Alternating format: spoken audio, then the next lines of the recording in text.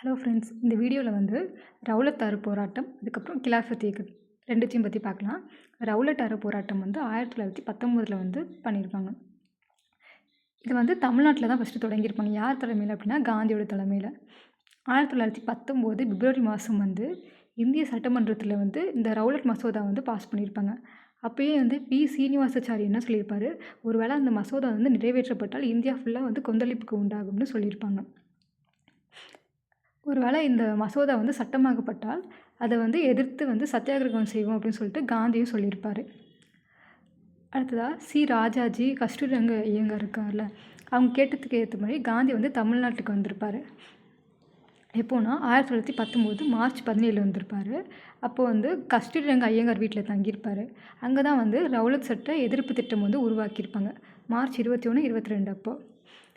அதுக்கப்புறம் சத்தியாகிரக சபையும் அமைச்சிருப்பாங்க. அந்த சத்தியாகிரக சபை இருக்குல்ல, அதோட தலைவராக வந்து காந்தி இருந்திருப்பார். துணைத் தலைவராக யாருன்னா Vijayaraghavachari, doctor MC. Nanjunda Rao, D. பிரகாஷம், இவங்க எல்லாருமே துணைத் தலைவர். அடுத்ததாக இதோட செயலாளர்களாக யாருன்னா ராஜாஜி இருந்திருப்பார், கஸ்தூரிரங்க ஐயங்கார், அரிக்கர ஓத்தம் ராவ், அப்புறம் வந்து சேலத்தை சேர்ந்த ஆதிநாராயண செட்டியார். இந்த சென்னை மாநிலத்திலேருந்து 120 பேர் வந்து சத்தியாகிரக சபதத்தில் வந்து கையொப்பமிட்டிருப்பாங்க. அந்த கையெழுத்து போட்டவங்களில் முக்கியமானவங்க யாருன்னா ராஜாஜி, சத்தியமூர்த்தி, வ.உ.சி., திருவிக்கா. காந்தி தமிழ்நாட்டில் இருக்கும்போது தான் அந்த ரவுலட் சட்டம் வந்து போட்டிருப்பாங்க. அப்போது எல்லாத்தையும் ஆலோசித்து சென்னையில் இருந்தபடியே காந்தி வந்து அவரோட செயல் திட்டத்தை வந்து அறிவிச்சிருப்பார். 1919 மார்ச் 30 வந்து இந்தியா முழுவதும் ஹர்த்தால் நடைபெறும்னு காந்தி சொல்லியிருப்பார். அதுக்கப்புறம் கஸ்தூரிரங்க ஐயங்கார், ராஜாஜி, விஜயராகவாச்சாரியார் இவங்க எல்லாத்தையும் கலந்து பேசிட்டு இல்லை கொஞ்ச நாள் கழிச்சு தள்ளி போட்டுருவார் அது. அடுத்ததாக காந்தி வந்து தஞ்சாவூர், திருச்சி, மதுரைக்கெலாம் போயிட்டு ரவுலட் சட்ட எதிர்ப்பு பிரச்சாரம் வந்து பண்ணியிருப்பார். அதுக்கப்புறம் சென்னையிலேருந்து பம்பாய்க்கு போயிருப்பார். எப்போனா 1919 மார்ச் 28 இப்போ. ஏப்ரல் 6, 1919 வந்து தமிழ்நாட்டில் வந்து ரவுலட் சட்ட எதிர்ப்பு நாள் வந்து சொல்லியிருப்பாங்க. அன்றைக்கி பார்த்தோன்னா நிறைய இடத்துல வந்து ஊர்வலங்கள் நடைபெறுது. அந்த ஊர்வலங்கள்லாம் வந்து திருவல்லிக்கேணி கடற்கரையில் வந்து ஒரு பொதுக்கூட்டம் நடந்திருக்கு. எல்லாரும் போய் அதில் கலந்துக்கிறாங்க. அதில் உரையாற்றுறதுல முக்கியமானவங்க வந்து யாருன்னா ராஜாஜி, கஸ்தூரிரங்க ஐயங்கார், சத்தியமூர்த்தி, ஜார்ஜ் ஜோசப். அதுக்கப்புறம் தொழிலாளர்களுக்கு தனியாக ஒரு கூட்டம் நடந்திருக்கும். அதில் வந்து திருவிக்கா, பிபி வாடியா அவங்க தலைமையில் வந்து நடந்திருக்கும். இவங்க சத்தியாகிரக சபை என்ன சொல்லியிருப்பாங்க, அமைதியான முறையில் வந்து போராட்டம் பண்ணணும்னு சொல்லியிருப்பாங்க. எந்த ஒரு வயலன்ஸாகவும் பண்ணக்கூடாது அப்படின்னு சொல்லிட்டு. சவுகார்பேட்டையில் பார்த்தோன்னா ராம்ஜி கல்யாண்ஜியோட தலைமையில் வந்து முழு ஹர்த்தால் வந்து நடைபெற்றிருக்கும். முஸ்லீம் வர்த்தகர்களும் இதுக்கு சப்போர்ட் பண்ணியிருப்பாங்க. நகரில் வந்து ட்ராம் கார்கள் எதுவுமே வந்து ஓடாமல் இருந்திருக்கும். நூற்பாலை தொழிலாளர்களும் இந்த சத்தியாகிரகத்துக்கு வந்து சப்போர்ட் பண்ணியிருப்பாங்க. அடுத்ததான் வந்து பத்திரிகை பதிவு சட்டத்தை மீறி வந்து சென்னை நகரில் வந்து சத்தியாகிரகங்கிற பத்திரிகையை வந்து வெளியிட்டிருப்பாங்க. அரசாங்கத்தால் தடை செய்யப்பட்ட காந்தி நூலான சர்வோதயம், அதுக்கப்புறம் இந்திய சிவராஜ்யம், வீர சவார்களோட எரிமலை, இந்த நூல்கள்லாம் தமிழ்நாடு சத்தியாகிரகத்தில் வந்து விற்பனை செஞ்சுருப்பாங்க. ரவுலட் சத்தியாகிரகம் தமிழ்நாட்டில் உள்ள எல்லா நகருக்கும் பரவுது. இருந்தாலும் வந்து மாநகரத்தில் தான் கொஞ்சம் சிறப்பாக நடக்குதுன்னு சொல்கிறாங்க. அதுக்கு ஏப்ரல் 6க்கு அப்புறம் அதுவுமே வந்து கொஞ்சம் கொஞ்சமாக குறைஞ்சிருச்சு அப்படின்னு சொல்லிட்டு டேவிட் அர்னால்ட் வந்து சொல்லியிருப்பார். பம்பாய், அகமதாபாத்தில் இருக்குல்ல, அங்கே நடந்த அளவுக்கு நம்ம தமிழ்நாட்டில் அவ்வளோவா நடக்கலை அந்த மாதிரி சொல்லியிருப்பாங்க. ஆந்திராலையும் வந்து நல்லா நடந்திருக்கிறதா கோபாலகிருஷ்ணன் வந்து சொல்லியிருப்பார். எனினும் காந்தியோட முதல் அகில இந்திய சத்தியாகிரக போராட்டம் தமிழ்நாட்டில் ஆரம்பித்து அமைதியாகவும் வெற்றிகரமாகவும் நடைபெற்றதுன்னு சொல்லியிருக்காங்க.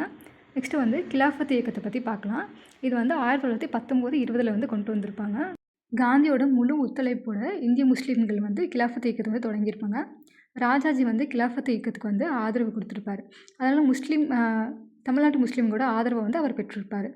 1919 ஆகஸ்ட்டில் கூடின சென்னை மாநில காங்கிரஸ் மாநாடு இருக்குல்ல, அதில் வந்து அலி சகோதரர்களை வந்து விடுதலை செய்யணும்னு சொல்லிட்டு தீர்மானம் கொண்டு வந்திருப்பாங்க. அதுக்கப்புறம் 17 ஏப்ரல் 1920 வந்து அனுசரிக்கப்பட்ட கிலாஃபத் தினத்துக்கு வந்து தமிழ்நாட்டு இந்துக்களோட ஆதரவையும் வந்து திரட்டி தந்திருப்பார். ஸ்கூல் புக்கில் வந்து 17 ஏப்ரல்னு கொடுத்துருப்பாங்க கிலாஃபத் டே. ஆனால் இதில் வந்து அக்டோபர் 17ன்னு கொடுத்துருக்காங்க. எது கரெக்டுன்னு பார்த்துக்கோங்க. கிலாஃபத் கூட்டங்கள்லாம் கலந்துட்ட ராஜாஜி வந்து யாக்கூப் ஹாசனை வந்து ஆதரித்து பேசியிருப்பார். அடுத்தது யாக்கூப் ஹாசன் வந்து காங்கிரஸோட ஒத்துழைச்சு போங்க அப்படின்னு சொல்லிட்டு அவர்கிட்ட கேட்டிருப்பார். 1920 மேல வந்து ராஜாஜி ஆதரவோட யாக்கூப் ஹாசன் வந்து சென்னை மாநில கிலாஃபத் இயக்கத்துக்கு வந்து அவரோட கட்டுப்பாட்டுக்குள்ளே கொண்டு வந்திருப்பார். தமிழ்நாட்டில் பார்த்தோன்னா வட ஆற்காதை தவிர பாக்கி எல்லா இதுலேயுமே வந்து இந்துக்கள் வந்து கிலாஃபத் கமிட்டிக்கு வந்து ஆதரவு கொடுத்துருப்பாங்க. இப்போ திருச்சியில் பார்த்தோன்னா ராஜாஜியோட ஃப்ரெண்டை வந்து டி.எஸ். சுவாமிநாத சாஸ்திரி வந்து இந்த திருச்சி கிலாஃபத் கமிட்டிக்கு வந்து ஒரு ஆதரவாக இருந்திருப்பார். 1920 ஏப்ரல் 20 பார்த்தோன்னா சென்னையில் வந்து மௌலானா சவுக்கத் அலி தலைமையில் வந்து கிலாஃபத் மாநாடு வந்து நடைபெற்றிருக்கும். அதில் வந்து பார்த்தோன்னா சென்னையில் மட்டும் ஒரு 1000க்கும் மேற்பட்ட பிரதிநிதிகள் வந்து இதில் கலந்துட்டுருப்பாங்க. அந்த மாநாட்டில் வந்து ராஜாஜி, கஸ்தூரிரங்க ஐயங்கார், பிரகாஷம் இவங்க எல்லாருமே வந்து பேசியிருப்பாங்க. கிலாஃபத் மாநாடு வந்து அடுத்ததாக பார்த்தோன்னா அலி சகோதரர் தலைமையில் வந்து ஈரோட்லேயும் நடைபெற்றிருக்கும். 1920 ஆகஸ்ட்டில் வந்து தமிழ்நாட்டுக்கு வந்து காந்தி வந்திருப்பார். அவருமே வந்து கிலாஃபத் இயக்கத்துக்கு ஆதரவாக வந்து பிரச்சாரம் செஞ்சுருப்பார். அவர் என்ன சொல்லியிருப்பாருன்னா, மகாத்மா காந்திக்கு ஜெயங்கிறன்னு சொல்கிறதுக்கு பதிலாக முகமது அலி சவுக்கத் அலிக்கு ஜெயன்னு சொல்லுமாறு மக்கள்கிட்ட கேட்டுக்கொண்டிருப்பார். அடுத்ததாக வந்து வட ஆற்காட்டு மாவட்டத்தில் வாணியம்பாடி வந்து கிலாஃபத் இயக்கத்துக்கு ஒரு முக்கியமான இடமா இருந்திருக்கும்.